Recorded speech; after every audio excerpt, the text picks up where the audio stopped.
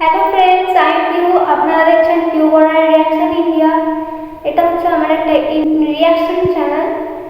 আর আপনাদের বলে দিচ্ছি, এটা আমার ইউটিউবের ফার্স্ট ভিডিও। কারণ এর আগে আমি ইউটিউবে কোনো ভিডিও আপলোড করিনি বা কোনো ভিডিওই বানাইনি, তাই এটা আমার প্রথম ভিডিও আর ফার্স্ট চ্যানেল। তো আপনারা এই ভিডিওটাকে লাইক, কমেন্ট, শেয়ার করবেন। এছাড়াও সাবস্ক্রাইব করবেন বেশি বেশি করে, যাতে আমার এক্সাইটটা বাড়ে আরও নতুন নতুন ভিডিও করার জন্য। তাই আপনাদের বলে দিলাম, এটা আমার ফার্স্ট ভিডিও। আর আমার বাড়ি হচ্ছে ইন্ডিয়ার ওয়েস্ট বেঙ্গলে। তো আমি এখানে রিয়াকশন ভিডিও দিয়ে থাকবো, কেমন রিয়াকশন ভিডিও তো আপনাদের বলে দিই। এখানে কোনো একটা ভিডিওকে আমি রিয়াকশন দিব, যে কোনো ভিডিও, যাতে আপনারা কিছু জানতে পারেন। তো চলো ভিডিওটা শুরু করি। আজকে দেখি কি ভিডিও রিয়াকশন আমি দেবো। তো আমি চলে এসেছি ভিডিওটার মধ্যে, দেখি কি রিয়াকশন আজকে দিই। তো দেখো, আজকে রিয়াকশন ভিডিওটা হচ্ছে Why India does not have skyscrapers like other countries। তো দেখি কি বলেছে, কেন নেই আমাদের ইন্ডিয়াতে। क्या आपको पता है इंडिया को एक डेवलप्ड नेशन बनने से और स्काई स्क्रेपर्स बनाने से बस एक ही चीज रोक रही है। देखो, ये है एशिया और यहाँ पर है दुनिया के 80% स्काई स्क्रेपर्स। ये रहा China with 981 sky scrapers, UAE with 137 sky scrapers, Indonesia जो कि बाय द वे इंडिया से कम डेवलप्ड है, बट यहाँ पर भी 48 स्काई स्क्रेपर्स है। और फाइनली ये छोटा सा सिंगापुर विद 33 स्काई स्क्रेपर्स। लेकिन इंडिया का ग्रैंड टोटल कितना है? Well, only 24। जबकि इंडिया इतना बड़ा देश है। अगर आज के समय की हम बात करें तो आप जानते होंगे स्काई स्क्रेपर्स इतने फ्यूचरिस्टिक बनते जा रहे हैं। जैसे फॉर एग्जांपल यही देख लो, सोल सिटी का क्रॉस टावर, या फिर कैनाडा के आवर-ग्लास शेप टावर्स, चाइना के fake hill towers, and finally wait for it, क्या आपको लगता है कि बिल्डिंग केवल ग्राउंड पे ही बन सकती है? Well, boom, asteroid tower. अब तो न्यूयॉर्क के आर्किटेक्ट्स एस्टेरॉयड से हवा में अपसाइड डाउन लटका हुआ ये विशाल सा स्काई स्क्रेपर बनाने वाले। सो नेचुरली ये सवाल सभी के दिमागों में उत्पन्न होता है कि इंडिया एक तरफ इतनी तरक्की कर रहा है, दूसरे देश टेक्नोलॉजी में इतने आगे बढ़ रहे हैं, अलग अलग किस्म के स्काई स्क्रेपर्स बना रहे हैं। इंडिया अभी भी कुछ ऐसा क्यों दिखता है? इंडिया दुनिया की फास्टेस्ट ग्रोइंग इकोनॉमी है, स्टिल यहाँ पर स्काई स्क्रेपर्स इतने कम क्यों है? वेल फ्रेंड्स, वरी नॉट, आज आप इसके पीछे का कारण जानो। बट उससे पहले ये देखो, ये है 1960s का पुणे शहर, जो महाराष्ट्र का एक शहर है। उस टाइम पे इसका टोटल एरिया था अराउंड 700 स्क्वायर किलोमीटर। पर धीरे धीरे करके उसके आसपास के अराउंड 23 विलेजेस डेवलप होते गए और पुणे की बाउंड्री बढ़ती चली।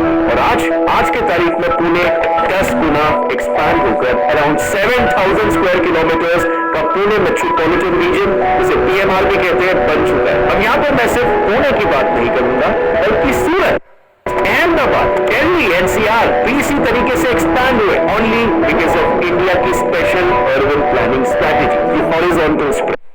सो पिक्चर दिस, बात लेट 1950s की है, जब इंडिया रिसेंटली इंडिपेंडेंट हुआ था। सरकार को रैपिड डेवलपमेंट करना था और लोगों को हाउसिंग भी प्रोवाइड करना था। ऐसे में इंडिया के टॉप आर्किटेक्ट चार्ल्स कोरिया को एक आइडिया आया। उन्होंने कहा कि सिटीज में लंबी इमारतें नहीं, बल्कि लो राइज यानी कि छोटी इमारतें ही बननी चाहिए, क्योंकि इससे दो फायदे होंगे।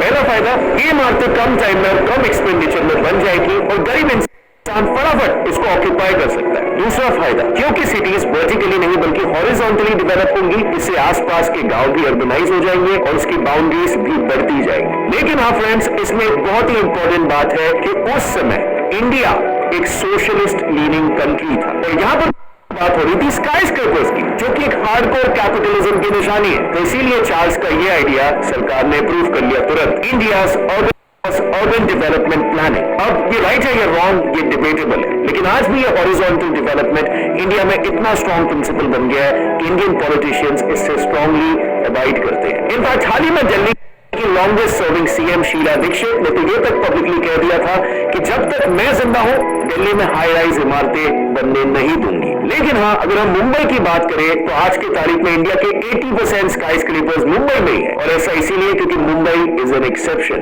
मुंबई में हॉरिजॉन्टल नहीं बल्कि वर्टिकल ग्रोथ चलता है। इसका रीजन सिंपल, बिकॉज मुंबई एक आइलैंड सिटी है, यानी कि चारों तरफ से पानी से सराउंडेड है। सो ऑब्वियसली हॉरिजॉन्टल स्प्रेड का तो पर कोई स्कोर ही नहीं है। और इसीलिए मुंबई इंडिया का टॉलेस्ट सिटी तो बन गया, लेकिन फिर भी इंटरनेशनल सिटी से अगर इसे कंपेयर करें तो आज के तारीख में भी मुंबई उनसे बहुत पीछे है। और इसके पीछे आता है हमारा विलन FSI। और इन स्काई स्क्रेपर्स को प्लान और एग्जीक्यूट करना काफी लंबा प्रोसेस है। साइट सिलेक्शन से लेकर डिजाइनिंग, कॉन्ट्रैक्ट्स के approvals, building foundation, final interior etcetera. और जनरली स्पीकिंग तो बिल्डिंग बनाने से ज्यादा टाइम तो कॉन्ट्रैक्ट्स अप्रूव कराने में ही जाता है, जिसमें मेन कॉज होता है इम्प्रॉपर डॉक्यूमेंटेशन और कभी कभार तो इवन सिली मिस्टेक्स जैसे ग्रामेटिकल एरर्स, जिसकी बदौलत इवन बड़े बड़े प्रोजेक्ट्स के डेट्स भी पुश हो जाते हैं। लेकिन फ्रेंड्स, इसी तरह की प्रॉब्लम्स का स्मार्टेस्ट सोल्यूशन मैं लेकर आया आपके लिए, जो है PDF element by Wondershare. PDF element एक ऐसा सॉफ्टवेयर है जिसे आप कोई भी PDF डॉक्यूमेंट को edit, convert, annotate, organise, sign और फिल कर सकते हो।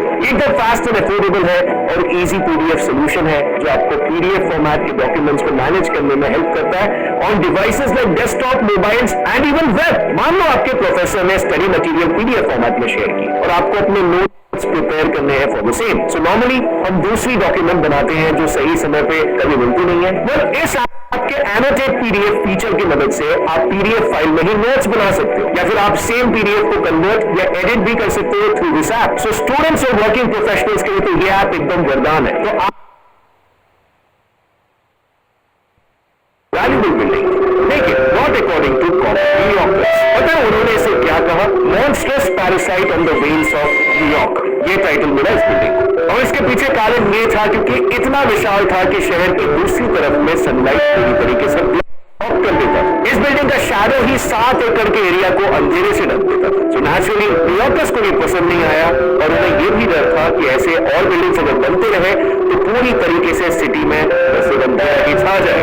सो इस प्रॉब्लम के सोल्यूशन के लिए एक आइडिया निकाला, restriction rule called FSI। FSI का फुल फॉर्म है फ्लोर स्पेस इंडेक्स, जिससे कि बिल्डिंग की हाइट में एक लिमिट लगती है। और आज तक FSI वो इकलौता मेन रीजन है जो भारत को स्काई स्क्रेपर्स बनाने से रोक रहा है। अगर टेक्निकली कहा जाए तो FSI is the ratio of the total floor area of the building to the তো আপনারা বুঝতেও পারছেন যে কেন এই জন্য তো মানে ভারতের আকাশ ছোঁয়া বিল্ডিং নেই, কারণ ছাওয়া হয়ে যাবে প্রায় পুরো গ্রামটা বা শহরটা। Total plot area of the building. और हर एक सिटी का अपना FSI होता है। अब इमेजिन करो कि 2 सिटीज है, सिटी A और सिटी B। दोनों सिटीज में हजार स्क्वायर मीटर का एक प्लॉट है। अब इन प्लॉट्स पे बिल्डर कितने फ्लोर्स बना सकता है वो पता चलेगा दोनों सिटीज के FSI से। लेट्स से सिटी A का FSI है 1, सो बैक कैलकुलेशन से टोटल फ्लोर एरिया मिलता है 1000 स्क्वायर मीटर। सो यहाँ पर 1000 स्क्वायर मीटर फ्लोर एरिया का एक फ्लोर बन सकता है। अब कंपैरिजन के लिए दूसरे सिटी को पकड़ते हैं। मान लो सिटी B का FSI है 2। अब यहाँ पर भी सेम बैक कैलकुलेशन करके फ्लोर एरिया मिलता है 2000 स्क्वायर मीटर। तो यहाँ बन सकता है 1000 स्क्वायर मीटर के 2 फ्लोर्स, यानी लिटरली सिटी A से डबल कमाई वो भी सेम लैंड पर। अब जरा ये देखो, जहाँ ज्यादातर इंटरनेशनल सिटीज का FSI इतना होता है, वही मुंबई का है ये।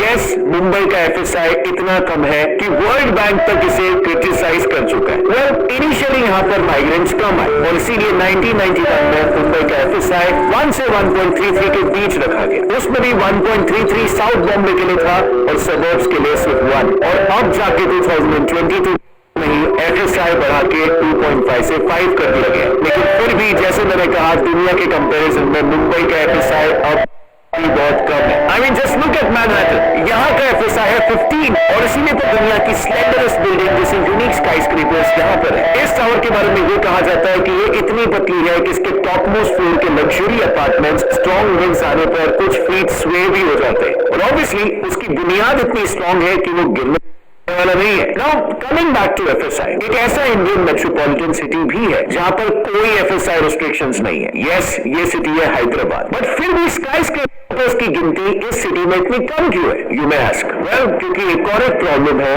जो यहाँ पर अभी भी अनसॉल्व्ड है, unavailability of water and power. Mind you, sky scrapers में बहुत ही ज्यादा पानी और पावर यूज होता है। एग्जाम्पल के लिए मुंबई के कोई भी 40 फ्लोर के स्काई स्क्रेपर में मिनिमम 1600 फ्लैट्स होते हैं। और हियर्स द वर्स्ट पार्ट, अगर हम इन स्काई स्क्रेपर्स में रह रहे 1600 फैमिलीज का डेली वाटर कंजम्पशन कैलकुलेट करें तो वो स्काई स्क्रेपर्स में नहीं रहने वाले 1600 फैमिली से 2.5 लाख लीटर ज्यादा है। प्लस इन्हीं स्काई स्क्रेपर्स में हर दिन 46,000 किलोवाट पावर भी यूज होता है। अब इंडिया जहां पर 13% घरों को इलेक्ट्रिसिटी का एक्सेस ही नहीं है और 66% घरों में कभी भी पावर कट्स हो जाते हैं, वहां ये स्काई स्क्रेपर्स का होना काफी इम्प्रैक्टिकल है। और इसीलिए अगर आप मुंबई शहर का एग्जाम्पल लोगे तो यहाँ पर रिलेटिवली ज्यादा स्काई स्क्रेपर्स होने की वजह से अक्सर वाटर और पावर कंडीशंस अच्छे देखने नहीं मिलते यहाँ पर। अब इतने सारे प्रॉब्लम्स पहले से ही कम थे क्या कि एक और एक प्रॉब्लम यहाँ पर आ जाता है, AAI's रेस्ट्रिक्शन। ये देखो, ये है देश की तीसरी सबसे बड़ी इमारत जो कि मुंबई में, वर्ल्ड वन टावर। इसकी हाइट है 282 मीटर्स और इसमें 76 फ्लोर्स है। अब आप बोलोगे ये तो अच्छी बात है, इसमें प्रॉब्लम क्या है? वेल, प्रॉब्लम ये है कि ये बनने तो वाली थी इंडिया की सबसे ऊंची इमारत।